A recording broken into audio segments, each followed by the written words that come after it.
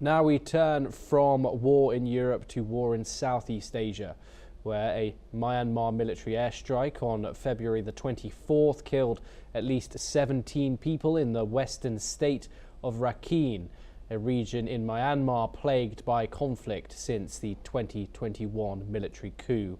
The strike targeted the village market in Yo Ngu Phnom Gyun township, killing civilians, including children. The Arakan army, which controls much of the Rakhine, condemned the attack and reported that 15 more people were injured. The military's actions have intensified since the junta's power grab, with Rakhine suffering regular airstrikes, a blockade and rising malnutrition due to reduced international aid. Local witnesses described the aftermath of the attack as catastrophic, with destroyed buildings and widespread panic. Joining us to discuss this is Dr. Satoru Nagao, a fellow at the Hudson Institute. He joins us live from Washington, D.C. Thank you so much, Dr. Nagao, for joining us. We were just discussing the general election of Myanmar just a few weeks ago.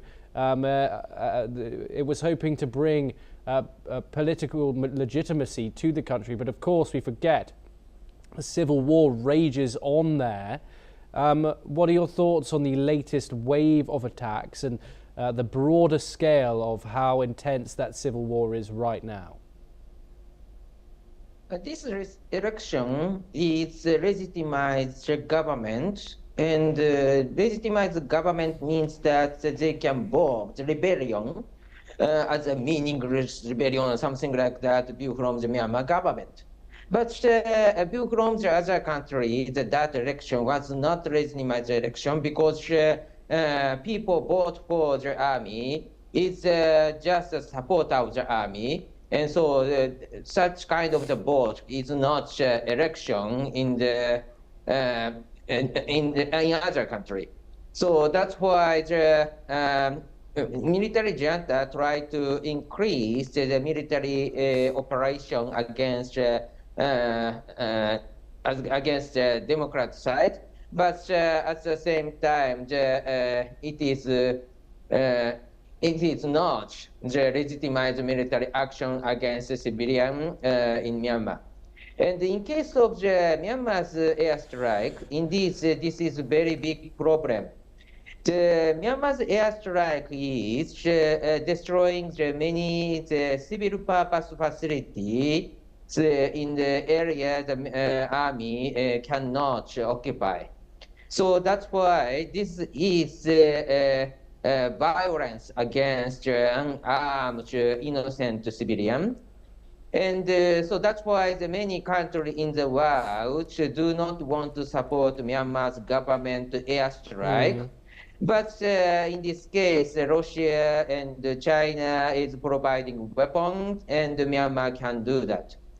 So this airstrike operation itself is one of the representative of the Myanmar's military junta's side, which is they are authoritarian, not respect democracy. So even if they conducted the so-called election, which only Myanmar's military junta support vote, it is clear that what Myanmar's military junta did is quite authoritarian style.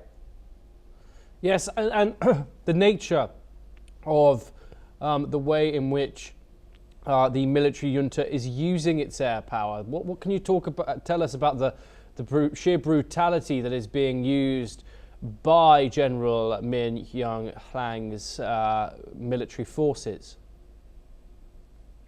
In this case, their target is important. Target is hospitals, schools. These are the infrastructure of the living. Because if they attack these facilities, people cannot maintain their lifestyle. That's why these people try to escape the area, and the military junta push them outside of the area, and they can occupy it. That's why the target is this infrastructure.